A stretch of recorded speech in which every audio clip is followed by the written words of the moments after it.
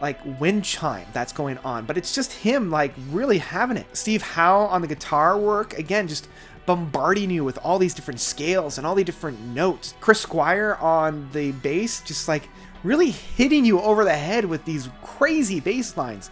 And finally, Bill Bruford on the drums, just like trying to keep up, but he's practically leading the cause of like, come on guys, let's keep going, let's get this. And then when we have that and we have John Anderson on vocals, finally like da, you have those notes of just that do, and then it falls right into that as I had already mentioned. Brilliant. That is that chaotic resolution, the chaos that's tightening the knots, that's tightening the coils.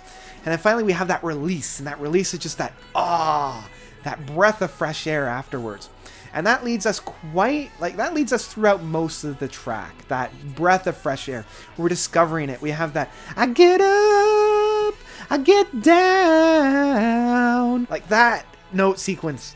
What I love, and this is what made me fall in love with the track, is Rick Wakeman's organ work at the midpoint. Like this is the centerpiece of the album, or at least of the track. A lot of other bands at the time were heavily relying on synthesizers, on mellotrons, on really strange sounds to permeate this kind of atmosphere. Rick was using the real life thing. He was using that really grand pipe organ from St. Giles, the church in London. Like he literally went to a church to get that sound that he wanted. And it pays off dividends in the end. Now, that's how the album opens up. We still have the two closing tracks on the second side of And You and I and Siberian Khatru, and I think I'm pronouncing that right now. Both songs do something very, very different. And You and I is that big, but also soft song. Like this track is definitely much more of an emotive track. Like this one holds a lot of those emotions.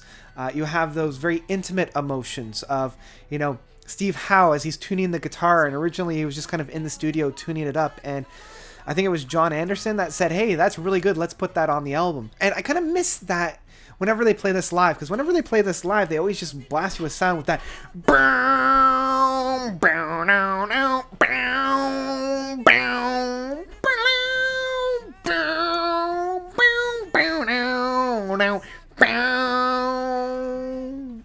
and it's great and it's amazing, but I don't know if that's how you really want to start the song off.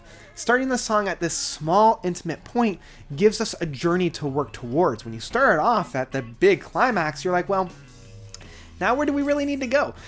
Because it slowly builds itself, and it builds upon itself that when we finally get to that big, it's a payoff. You've worked towards it. You can sit down and enjoy it. It blows me away of how large this song is, as well as how soft it is, because it's those contrasts. We do have those big moments within the chorus, but then it just kind of like lowers itself down and brings it back to a personal level, where John comes back and says, sad preacher nailed upon the door of time. Like it brings it right back to just that personal aspect until it builds itself back up right back to the beginning again of that big grand crescendo. And then finally we have Siberian Khatru, and Siberian Khatru or Khatru is for me the quintessential Yes track. Like it is the one that when I think of Yes, this is the track that I think of, and I'm not 100% sure why. Maybe it's because it opens up Yes songs, and that was one of the first albums I ever owned by Yes and really dove into it. It might also be one of the first songs that I remember actively hearing from Yes. But this one is, if And You and I was more of the emotive and emotional side, this one's more of their analytical, much more of their kind of musicianship side. And I love that like really meaty hook of that,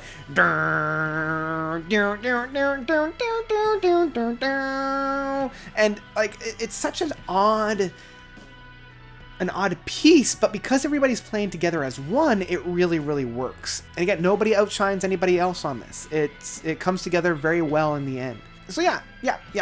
Close to the Edge by Yes. Love it. How can you not? It is a staple for any progressive rock library. If you don't already have it, pick it up.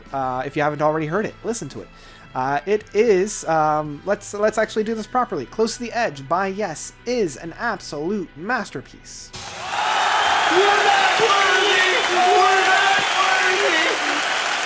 This goes down as one of the best progressive rock albums of all time. For good reason. And I mean, it's crazy that it's only like 37 minutes. So what did you guys think? What did you think about Close to the Edge by Yes? Love it? Do you love it? Let me know of your own thoughts by commenting down below. Thank you guys so much for watching. As always, you guys are definitely the best. And until next time, notes out. Nearer towards the movement.